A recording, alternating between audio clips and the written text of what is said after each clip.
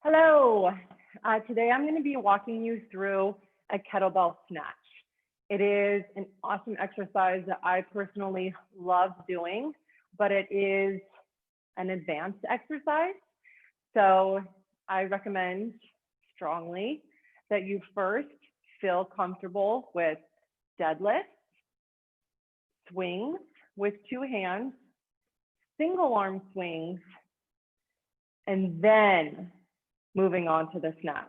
So deadlift, swings, single arm swing, then snatches.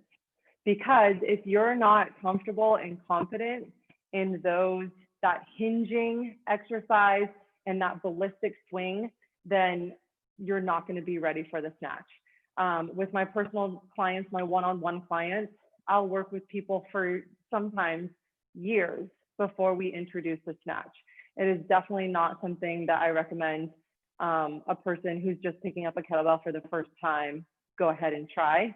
You're probably not going to be ready for it. It's going to feel weird and you could end up injuring yourself.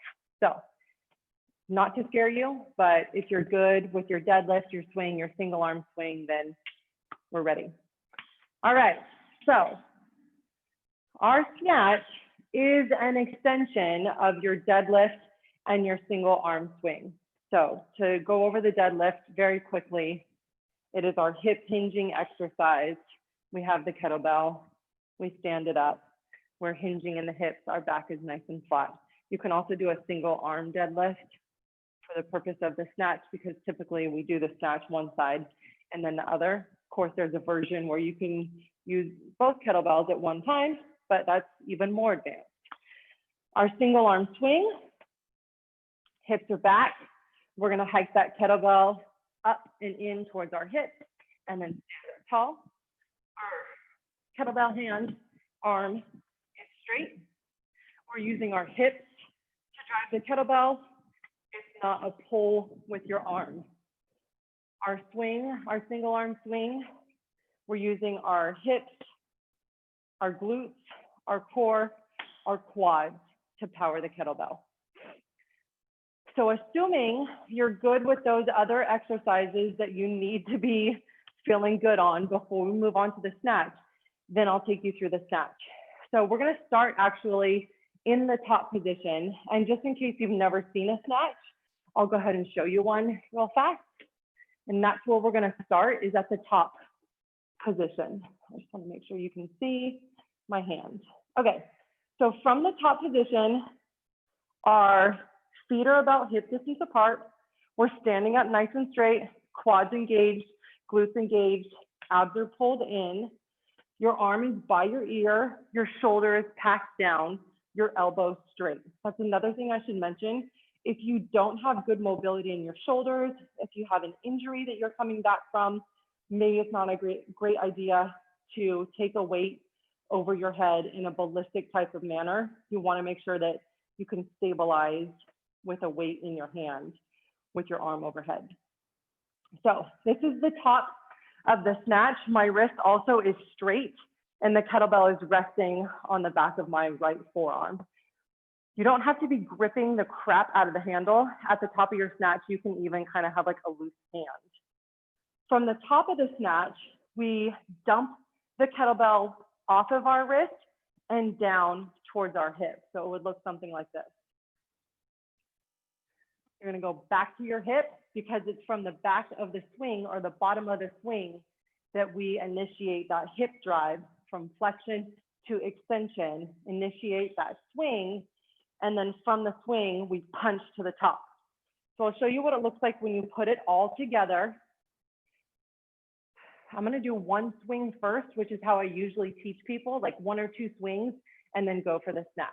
So hike the kettlebell up towards your hip. We'll get one swing and then all the way to the top, snatch. You need to be aggressive. You need to go for it. What you don't want to do is like, because that's going to hurt the back of your wrist.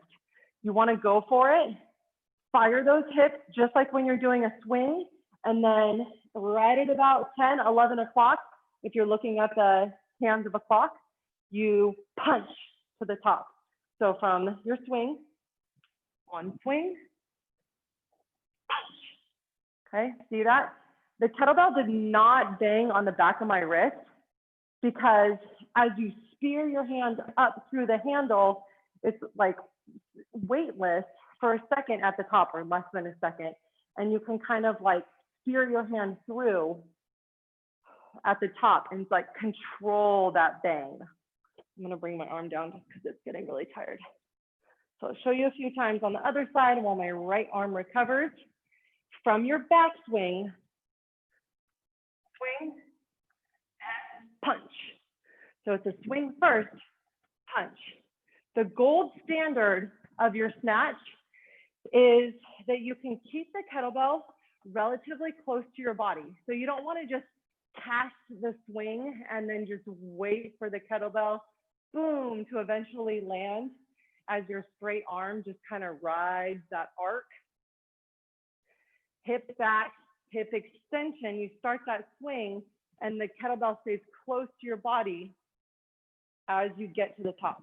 So hopefully that makes sense.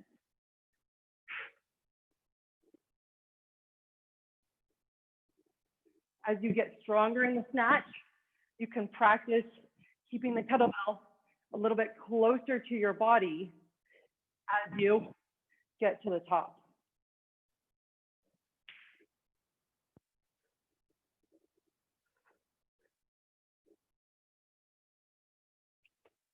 All right, so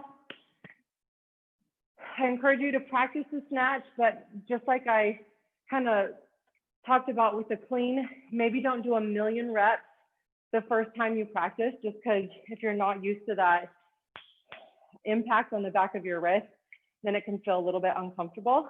But hopefully you found some good nuggets in there that you can run with and keep practicing on your own and learn to love the snatch like I do. Thanks for watching.